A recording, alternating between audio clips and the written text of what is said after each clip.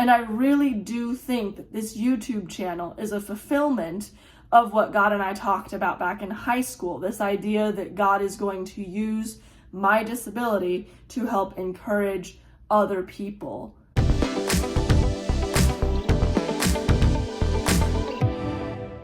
Hey guys, it's Hope. Welcome back to my YouTube channel. And today I am going to share my journey with accepting blindness. Now, this has been a really long journey, and I think it's taken me the majority of my life to fully understand my blindness and fully accept it and integrate it into who I am. So I'm hoping that sharing this story will help or encourage you in some way. So let's jump right in. So I was born legally blind, and basically what happened was I had cataracts, and then I didn't get the cataracts removed until I was much older. So like around 3-ish is when I got them removed. And then I now have the condition of bilateral aphakia. That basically means that I have no lenses in either eye, and the only lenses that I have are my glasses. So after all of that, about 2 years later, I got adopted by an amazing, loving family, and they taught me about God. And I think that this really helped me in my understanding of my disability. I really learned about faith and what it looks like to trust in Jesus and to trust in God and to kind of build that relationship with Him where He is helping me and giving me better insights to understand like what's going on with my life. And so I really leaned into my faith to help me understand my disability. So I did not realize that I was blind until much later in my life. Now, everyone knew that I was blind. Like, I went to specialists and doctors and everything. Like, it was clear that I couldn't see. But I didn't know that I was different. I got my white cane when I was like in kindergarten or first grade, but I still didn't know that I was different until I was 7 years old. And when I was 7, I noticed that instead of pulling the monitor closer to them or turning on Zoom text, which is the software that helps to enlarge the screen so that I can see things, my family didn't do that. They just, had the screen where it was at, and they didn't try to enlarge the screen at all. And I just noticed this, and I was like, I wonder if I can do that, because I always use Zoom text. And it's like, well, my family isn't using Zoom text. Why do I have to use Zoom text? Why is that something that I need? So the next time that I was able to hop on the computer, I jumped on the computer, loaded up my favorite game, which is the Webkins. I had so many Webkins. I had all the horses and everything. But anyways, I loaded up the game and I pushed the monitor back and I turned off Zoom text, and I was like, I'm gonna do it. And it didn't work. I couldn't see anything. And I was like, wait, so I'm different than everybody else. And it was very apparent, right? When I would go out on the playground at recess, I couldn't see anyone. And it was very easy for some of my classmates to kind of trick me into things, or they would change their voices to try to disguise their voices, because that was the only way that I recognized people. I couldn't see faces or anything. I remember one time I was looking for a friend of mine, and this group of girls would take turns just bouncing me back and forth across the playground. So I went on this wild goose chase for the whole recess and couldn't find the person who I was actually looking for. And that was hard, I felt really lonely and I felt really isolated. And I was like, why do I have this? Why is this happening to me? And then I went through, middle school, and I still felt that way. And I tried to write as small as I could. And I tried to not use my white cane at all, because I figured that if I faked sighted, then I could I don't know, join the rest of society or be the same as everyone else and fit in. And by the way, that doesn't work. I've learned that now. That doesn't work. It actually makes it worse. But I didn't know that at the time, so I was just trying everything I could. And I remember, my mom was the best. She would always tell me that God had a purpose for everything. Romans says that God works everything together for good for those who love him according to his purpose. And I believed that. And so my prayer then became, God, as soon as you're done with my blindness, as soon as you're done using it for your good, just take it away. Like, I don't need this anymore, I don't know. I just didn't feel great about it. I didn't accept it. I didn't accept it as part of who I was. And so I didn't really make as many accommodations for myself as I think I probably should have to help me.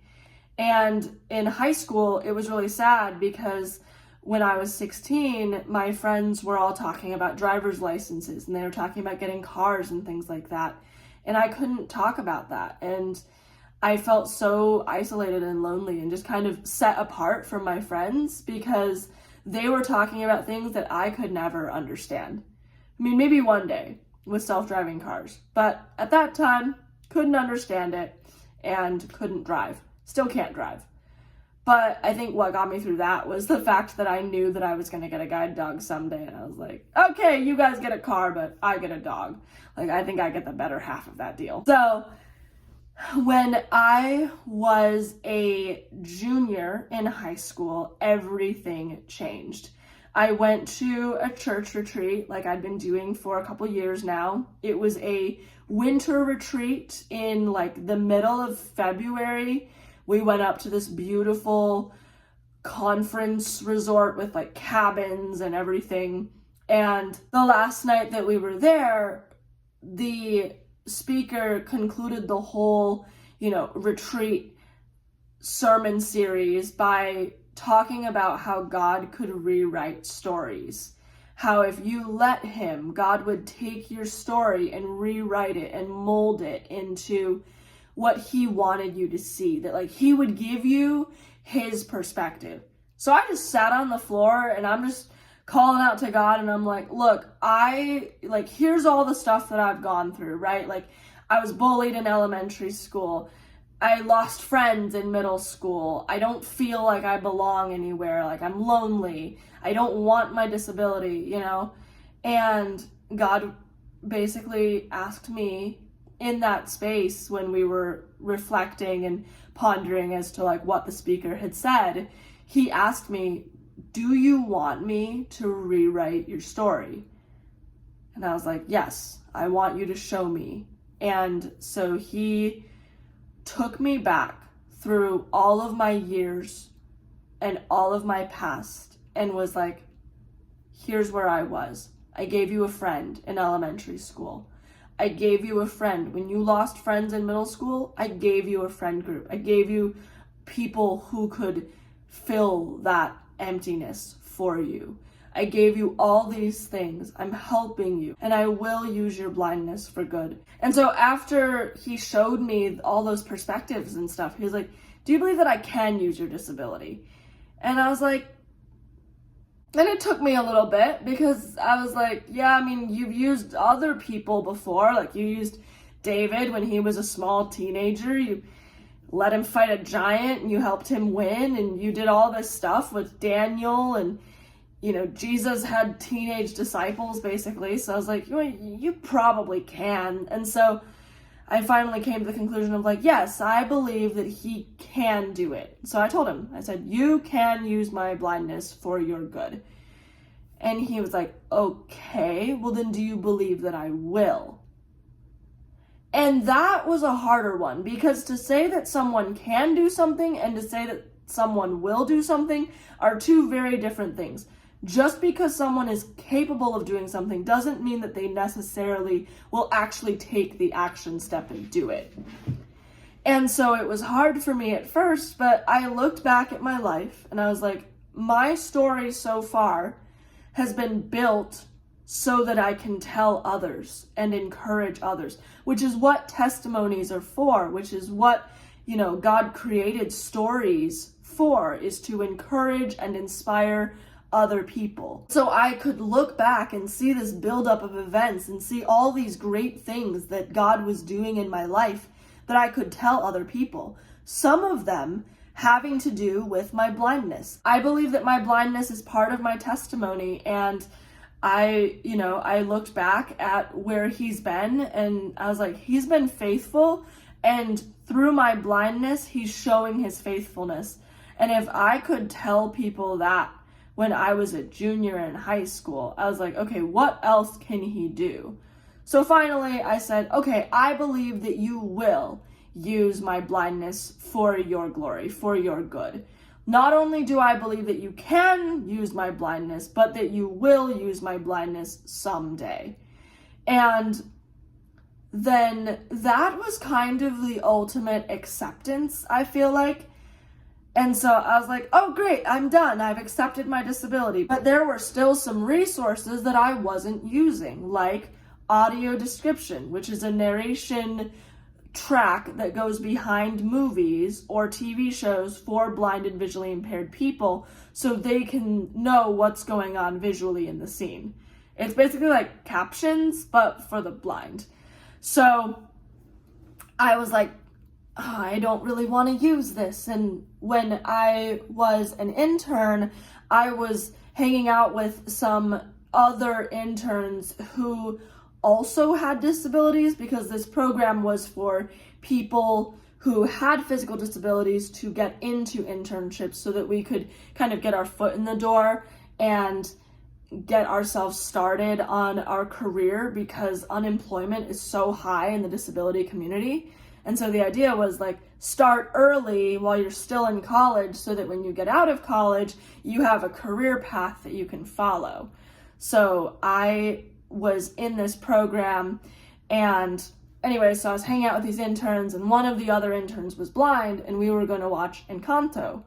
And, I've seen Encanto so many times. It was like the movie of my semester at that point. And so I was like, okay, I am good. I don't need audio description. He was like, well, I do. Like, this is my first time seeing the movie. I want it. And so I was like, okay, fine, I'm gonna turn it on. But I was like, I'm turning it on just for you. Like, this is not for me, this is for you.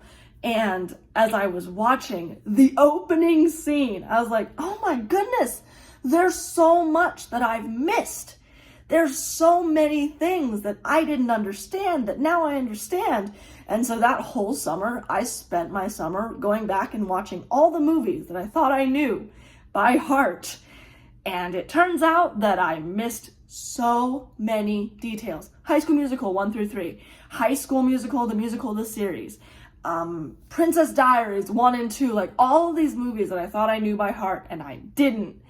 And now I'll never stop using audio description. And I feel like that I came back to college for my 4th year of college as a new person who was willing to stand up for myself and say, hey, this is what I need, is that okay with you all? Rather than just being like, well, we can, but we don't have to, and like, it's fine, I think I came back as a person who could stand up for myself and be like, this is what I need, can we see if we can do that? Can we see if we can accommodate that? And I think that has really shaped me, like all of this journey has shaped me to be the person that I am today. And I really do think that this YouTube channel is a fulfillment of what God and I talked about back in high school. This idea that God is going to use my disability to help encourage other people. I think this is what I'm doing with my YouTube channel. I think this is my calling, and this is what I'm really called to do. And, I'm really excited for what this will bring. And I think that, this is my testimony of how I've come to accept my disability. Now I'm fine with it. I'm great with it. I can stand up for myself. I have my guide dog. I have an independent life. I'm so excited for what else God has to teach me and how God wants to use me, throughout my life. And I hope that you all enjoyed this video. I hope that it was encouraging to you. If you liked it, please subscribe, share, comment, like, do all the things. I would love to know your thoughts and, any ideas that you have on what you think I should post next. I'd love to know. Love to, get ideas from you all. And I hope that you have the courage to do what you want to do, what you've been thinking about doing for a very long time. I hope that you have the courage to go out and do that today. So I'll see you all in the next video, and I hope you have a great rest of your day. Bye, guys.